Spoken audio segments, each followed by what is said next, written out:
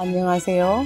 시수필과 하태무의 책 읽어주는 여자 그 71번째 시간입니다. 전형적인 여름 날씨입니다. 장마비가 주르르 창대같이 퍼붓다가 쨍쨍 햇빛이 뜨겁게 내리쬐다가 하늘은 짙푸른색 뭉게구름이 둥둥 떠 있기도 합니다. 이런 여름날을 무더위에 지치고 짜증내시지 말고 즐기시기 바랍니다. 오늘은 진주교육대학 출신인 강안나 시인의 시를 읽어드리겠습니다. 강안나 시인은 동시와 시를 동시에 쓰고 있습니다. 눈부신 그늘 그리움은 향기로 운다. 동시집으로는 아침 햇살이 두고 간 먼지꽃 카톡이 빨개졌어요 등이 있고 동요 CD 30여 곡을 발표했습니다. 한국문인협회 회원이며 한국동시문학회, 한국동요문학회 회원이고 한국팬클럽 샘문학회 회원이기도 합니다. 그럼 강안나 시인의 시를 읽어드리겠습니다.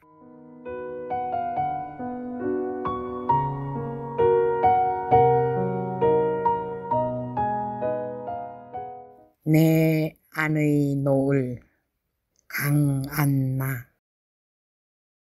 청 안에 놓인 것들이 노 안에 훤하니 세상 빛이 찬연하다.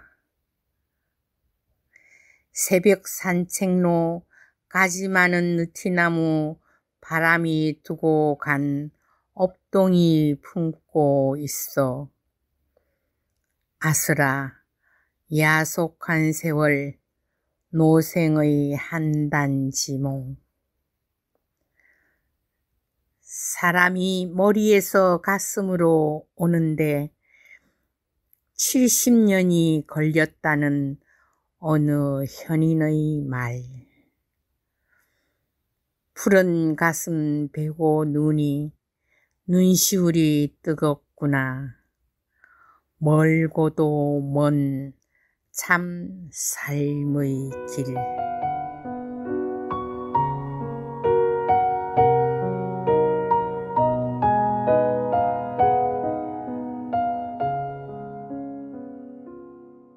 제 이야기는 남해 FM 91.9MHz 라디오와 남해 FM 스마트폰 전용 앱 그리고 남해 FM 유튜브와 페이스북, 네이버 블로그 소리의 꿈을 통해서 매주 금요일 저녁 8시부터 30분간 진행됩니다.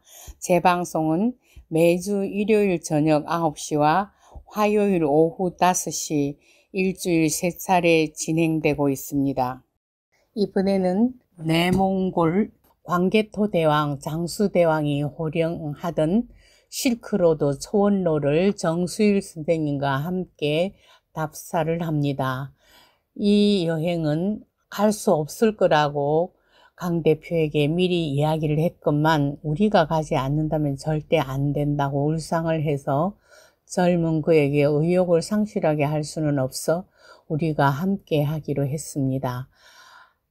그런데 정수일 선생님이 여권 번호가 틀리게 기재되어 비자를 다시 내는 바람에 하루 뒤에 오시고 우리는 미리 가서 요령성 박물관에서 열리는 요화문명 특별전을 먼저 보고 있으라고 하셨습니다. 4,000km 비포장 도로 초원길을 달렸고 지도에도 없는 길을 찾아 헤매어야 했습니다. 그렇게 찾아 헤매며 다녀야 할 필연성은 시간이 더 가면 갈수록 우리 조상의 흔적은 점점 소멸되어 가고 있다는, 그래서 더 없어지기 전에 그 흔적을 찾아야 한다는 소명의식이 더욱 발길을 재촉하고 있었는지도 모릅니다.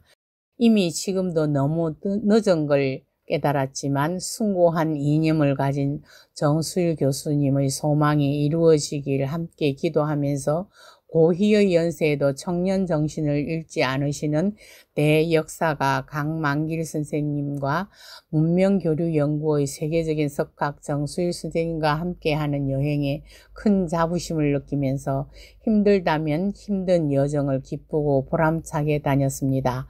다행스러운 일은 현지 가이드 최춘매 부장이 정말 반듯하게 성장한 상쾌한 여인이었고 버스를 갈아타는 일 없이 처음부터 끝날까지 열흘간 같은 버스를 탄 일이었습니다. 다만 기사의 개인 버스이기 때문에 전 재산인 그 버스를 너무 소중하게 여겨 조금 더 달려도 되는 길에서도 너무나 발발 떨며 버스를 아끼는 바람에 시간이 배나 더 소요되는 느낌이었답니다. 절대 안전 운행의 믿음은 있었지만 답답했을 것 같지 않아요? 우리는 더러더러 버스에서 내려 걸어서 험한 길을 건너 주어야 했답니다. 갑자기 선택한 여정이라 모두 12명의 조촐한 가족이어서 더욱 가족 같은 분위기로 아름다운 시간을 가질 수 있었던 것이 더 오래오래 기억날 것 같습니다.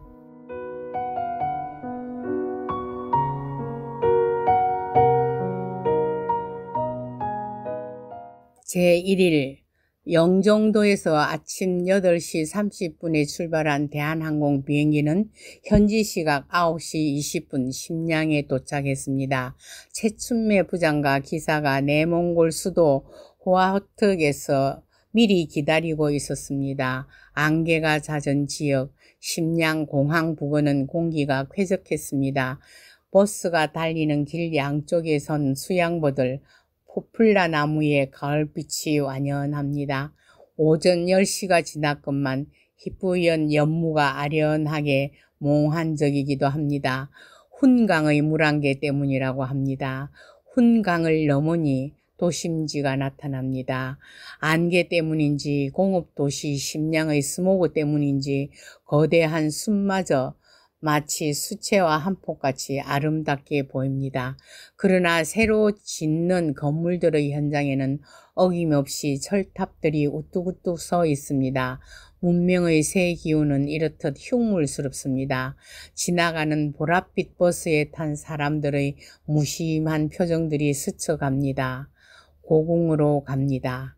심양 고궁은 중국 내 현존하는 고대 제왕궁전의 대표적인 하나로서 1625년에 지어 1636년 청나라 시조 청대조 누르하치와 청태종 황태극이 건설하고 사용한 황국으로 통합니다. 청나라가 오늘의 북경으로 도읍을 옮기고 중원으로 활동 무대를 옮겨갈 때까지 사용했었다고 합니다.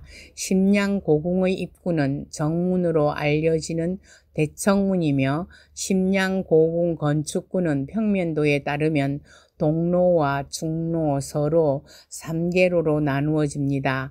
동로는 청나라 시조 누르하치가 1616년에 히투아라 오늘의 요령신빈에서 대금, 후금이라고도 하는데 지방 정권을 세우고 3년 후 료양으로 천도했다가 1626년에 심양으로 옮겨 앉은 뒤 세운 웅장한 대정전과 대정전을 중심으로 한 10왕정이고 중로는 황태극 시절에 세운 궁정과 관내로 이동한 후의 행궁, 태묘 등이며 서로는 건륭 시절에 세운 문소각과 가음당 건축물입니다. 심양 고궁은 이같이 동, 중, 서, 삼로의 방대한 옛 건축군이 남아 유람객을 모으고 있습니다.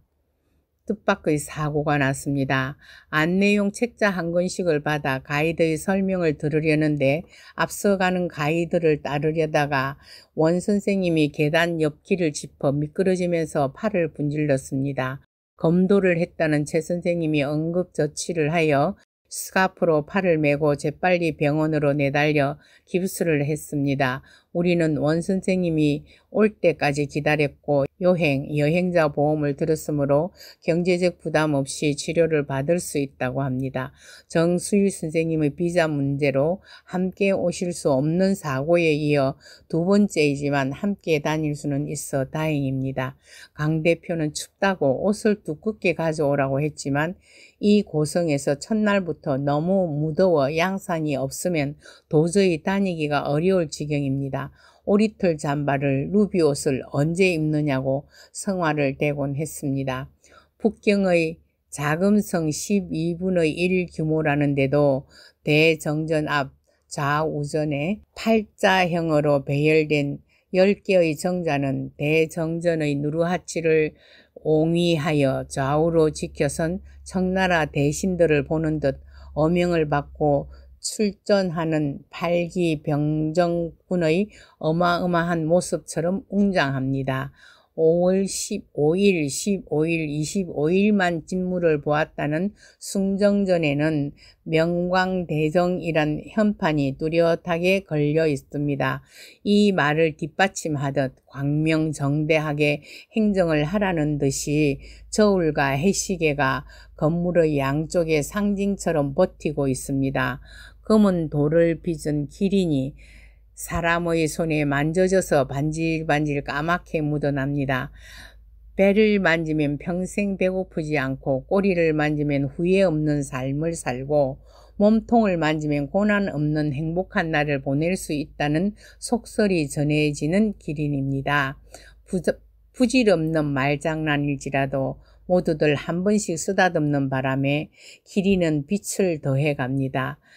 이 심양고궁은 1961년에 전국 중전문물보호단지로 2000년에는 국가관광국에 의해 국가 AA급 관광풍경구로 2004년에는 UN 유네스코에 의해 세계문화유산으로 등재되었습니다.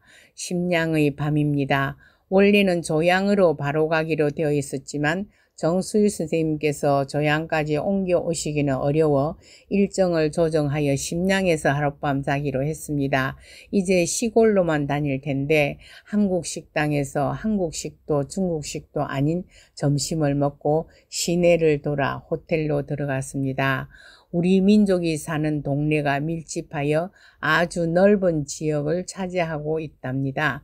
북한 아가씨가 가게 앞에서 안내를 하는 모습도 보입니다. 모두가 한글로 쓴 간판입니다. 10년 전 연변에서 느꼈던 야릇한 감회가 막 솟아납니다. 여기는 우리 땅이 아닌가? 원래는 우리 땅이었던 것을 시내 한 백화점 위쪽을 호텔로 만든 곳이라 구경할 게 많다고 했지만 원 선생님은 팔을 다쳤고 매연 냄새가 나는 바깥 공기는 구경을 자제하게 만들었습니다. 심양, 중국 동북 삼성, 길림성, 요령성, 흑룡강성의 최대 도시인 심양은 요령성의 성도이면서 중국 동북지방의 최대 도시입니다. 1625년 누르하치가 세운 금나라로부터 만주 제국에 이어 청왕조가 북경으로 전도하기 전까지 수도로서 번성하였으며 북경으로 수도가 이전된 후에도 중국의 두 번째 수도로서 동북 무역의 중심지로서 중요성을 인정받는 곳입니다. 심양이라는 이름은 원대의 지리적으로 심수의 양풍수 사상에 의하면 물의 북쪽을 남쪽 강이라 칭한다 하고 위치한다 하여 심양로라 불리기 시작하였고 1625년 청태조가 도성을 요령으로 이곳으로 옮기면서 1634년 청태종이 심양을 성경이라 개명하였습니다. 이후 1644년 수도를 다시 북경으로 옮기면서 배도라 개명하였고 청조가 중국을 완전히 통일한 후에는 이곳에 봉천부를 설치하였습니다.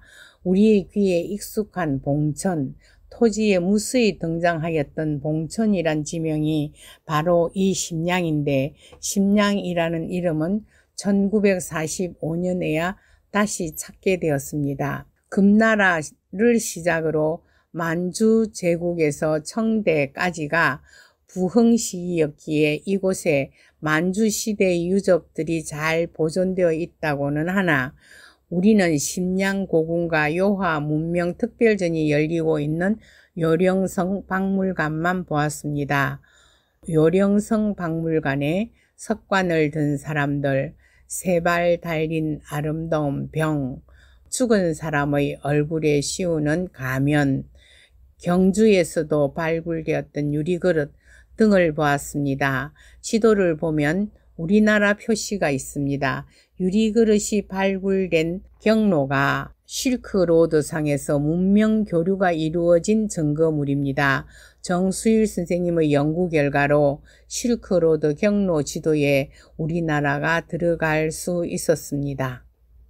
심양에서 조양으로 가는 길, 오후 5시 석양빛을 봅니다.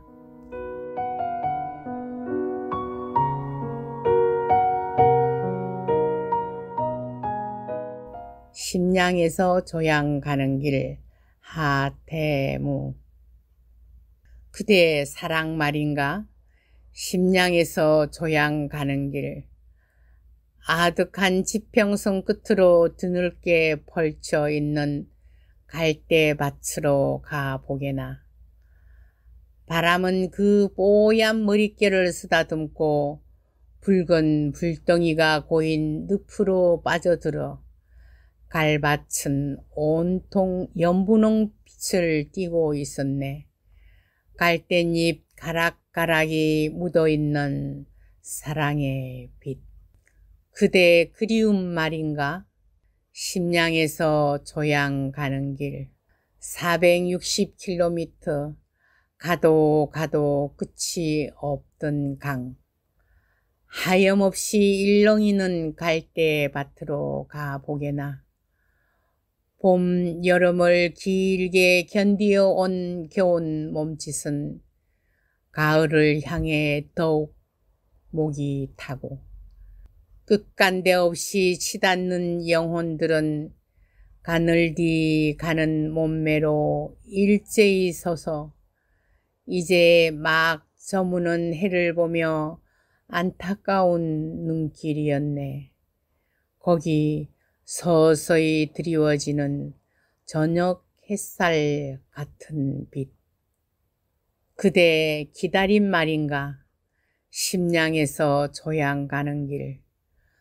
서걱이며 흔들리는 아련한 갈대밭으로 가보게나. 어느 왕조가 스치어가고 어느 세월이 흐르며 가고 광개토왕 장수왕도 호령했을 땅. 그 흔적마저 지우려는 절망의 땅에서 노란이 하얀이 온 벌판으로 꼿꼿이 서서 서서히 말라가면서도 끝내는 진실로 밝혀지는 희미한 꿈같은 빛, 은은한 고구려 역사 같은 빛.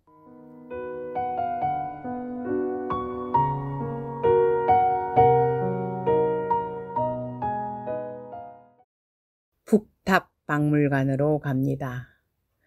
북탑박물관에 갔습니다. 북탑은 동북부에서 현존하는 최초의 탑으로 가장 오래된 탑입니다. 이 탑은 13층으로 되어 있는 석가모니의 사리탑이라고 합니다. 모든 탑들이 그림으로 사진으로 시대별로 정리되어 있습니다. 북이가 연나라를 포용함으로써 불교를 받아들인 북이, 연나라, 요나라 등의 순서로 탑의 발전사가 전시되어 있고 각종 보석이 들어있던 칠보탑이며 3.6m나 되는 큰 책으로 된 불경, 세계 유일의 물품인 봉수, 봉황머리는 이란에서 요나라에 선물한 향수병이거나 물병 같은 것들이 있었고, 또 가장 올바른 형태를 갖고 있는 유물들이었습니다. 금은으로 된 불경통에 담긴 그림은 그 북탑의 이미지 그림으로 대형화되어 있어 온 벽을 장식하고 있었습니다. 그런데 여기에 쓰여진 옥들은 아무리 보아도 곡옥은 없었습니다. 곡옥은 우리나라에만 쓰여진 특별한 장식품이었습니다. 북탑 안으로 들어가기로 되었습니다. 정말 숨이 막혔습니다. 폐쇄 공포증이 있던 나는 그 자리에서 질식할 것만 같았습니다. 좁은 곳에 오래 있거나 탁 막힌 공간에서 참을 수 없는 병인데 향까지 진하게 피워둔 탑 안은 잠깐도 참을 수 없게 만들었습니다. 밖으로 나오니 기도하는 사람들이 눈에 들어옵니다. 여기도 티베트 불교의 영향으로 자리를 깔고 오체투지를 하고 있는 사람들, 함께 돌아볼까 하다가 내 꼴이 너무 웃을 것 같아 탑 정원에 서서 빨갛게 물든 온나무 잎을 몇 개 책갈비에 넣었습니다.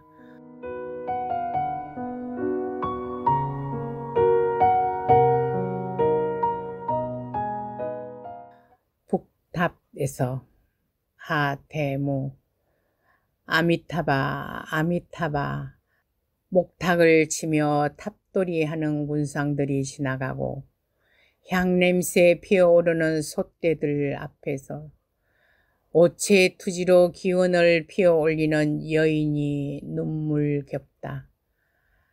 한여름 푸르게 그늘을 만들어주던 잎들은 이제 겨울을 향해 붉은 잎을 떨구면서 마지막 열정을 불태우는데 오르고 또 오르며 켜켜이 쌓아 올린 소망의 공든 탑, 동그만히 앉은 세월만큼 애절하다.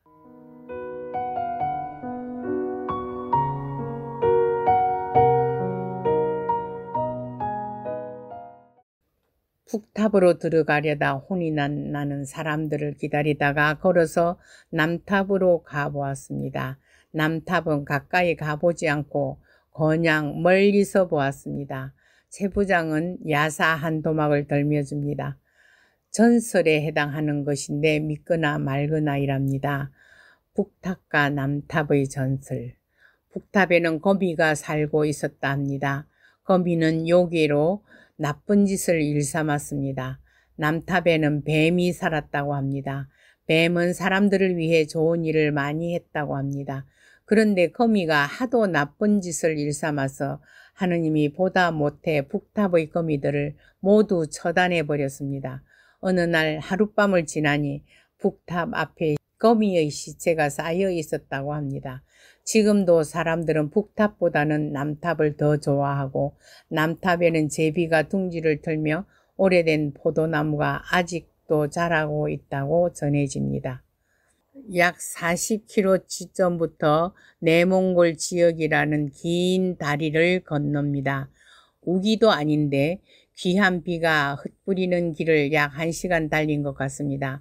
비가 그쳤을 때 화장실도 없는 망망 옥수수밭에서 용변을 보라고 합니다. 양산을 가져오라고 했을 때 춥다고 옷은 두껍게 가져오라더니 비가 없는 지역이라더니 양산은 무슨 이상한 강대표라고 불평을 했더니 이런 일에 대비해서 양산이 필요했나 봅니다. 양산 하나씩을 들고 옥수수밭으로 들어갑니다. 가능한 멀찍이 가려고 한참을 걷는데 몽골의 여자들이 키득이며 구경 난 것처럼 서서 바라봅니다. 내몽고에 들어섭니다. 가로수가 포플라 나무에서 사막 버들로 바뀝니다. 수양 버들이 아닌 같은 버들과의 식물이랍니다. 지나가는 택시들의 번호가 달라 최 부장이 물었습니다. 몽 A는 수도 호트에 사고 몽 B는 호투시의 차이며 몽 C는 우하이시의 차이고 몽 D는 적봉시의 차이입니다. 이렇게 알파벳 숫자를 보고 그 지역의 차라는 것을 알아낸다고 합니다. 내몽골은 동쪽에서 서쪽까지 해가 뜨는 시각의 차이가 2시간이나 걸리는 방대한 지역입니다. 동서가 3,700km, 남북이 1,400km 대흥안령을 품고 있는 곳입니다.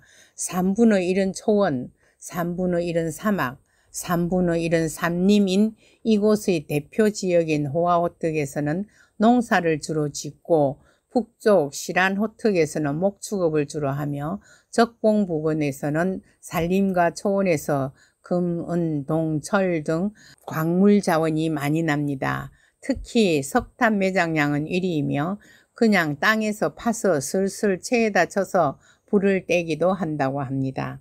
팔을 다치고도 씩씩했던 원선생, 그녀는 모자 디자이너로 지금 중국에서 맹활약 중입니다.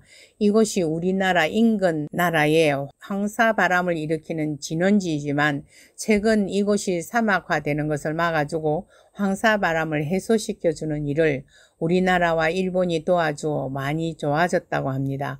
호화호특에서 매 1년 260일이 맑은 하늘인데 비해 이곳은 앞을 내다볼 수 없는 황사가 10여일간 계속되는 때도 있었다고 합니다. 실제로 오토바이나 자전거를 타거나 걸어가는 아가씨들이 스카프 같은 얇은 천을 얼굴 전체에 뒤집어 다니고 쓰는 걸 봅니다.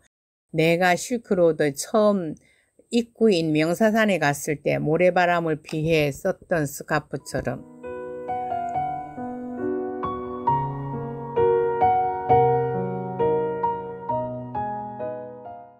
들려드리는 노래는 정명훈이 지휘하는 히브리 노예들의 합창 베르디의 작곡으로 듣겠습니다.